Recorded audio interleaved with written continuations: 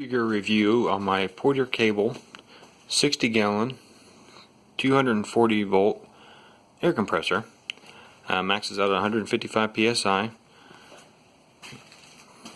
As you can see there, has plenty of CFM, especially for what I'm using it for.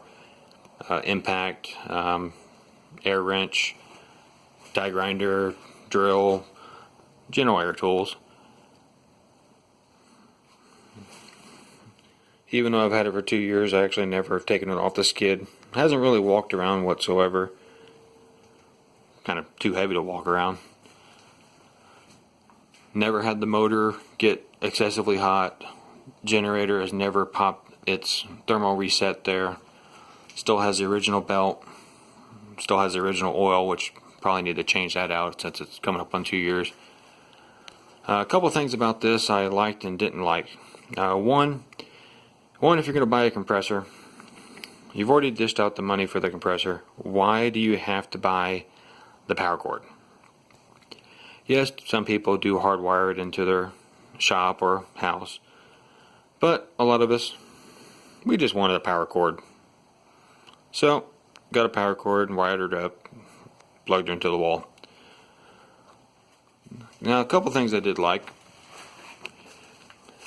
This pipe here, as you can see, it's metal. And a lot of the different manufacturers, this is metal.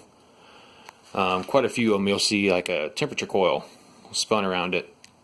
It's supposed to dissipate heat and I think also protect you from hitting it or touching it, because it does get a little warm.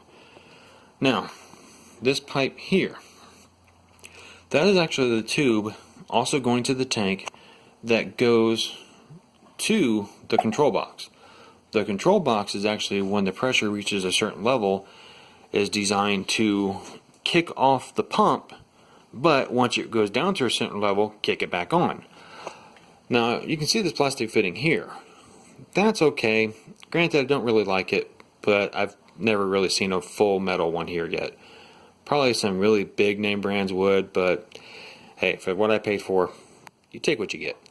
Now, this right here is still aluminum. Now, I've seen some big name companies where that is plastic. Well, if you have this in a shop that doesn't have any kind of temperature control or garage, just going through the heat cycles itself, if it's cold outside, that can actually break and split and start leaking air. Well, once that starts leaking air, it thinks that your tank has due to a certain PSI where it needs to kick back in, and it will prime. And depending on how much air it's leaking, it will shut back off, but it'll be real quick to come back on because, well, the PSI's dropped back down.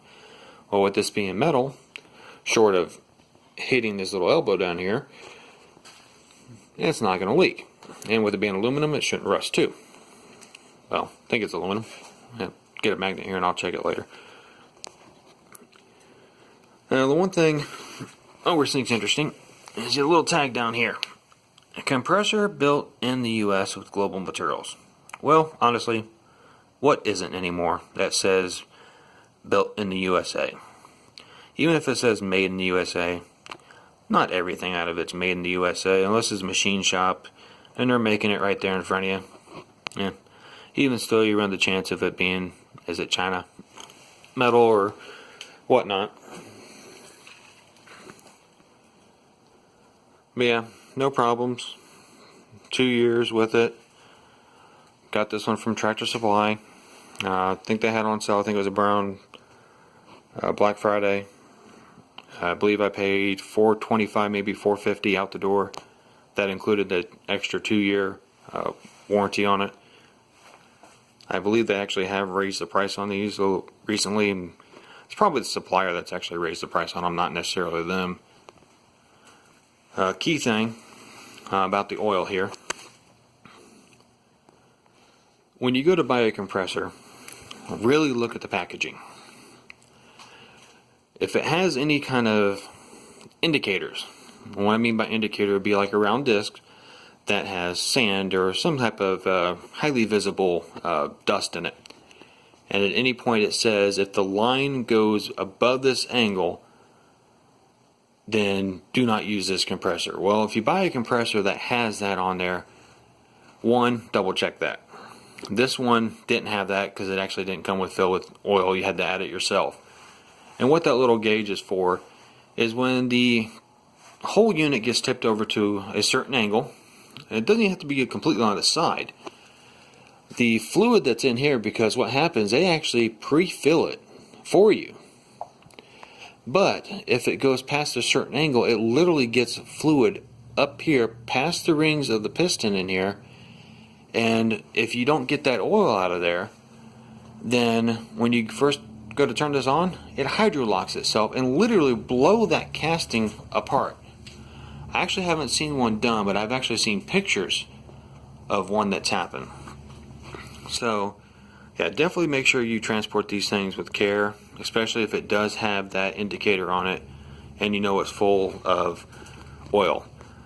A lot of manufacturers now are testing it with oil, but then they drain it and then they give you the bottle of oil to add in there, just because I think they got tired of improper transportation and having to take those back as defect, when technically, except for getting the oil out of the top end, there was nothing really wrong with it. So yeah, 2 years, my use, it's been well.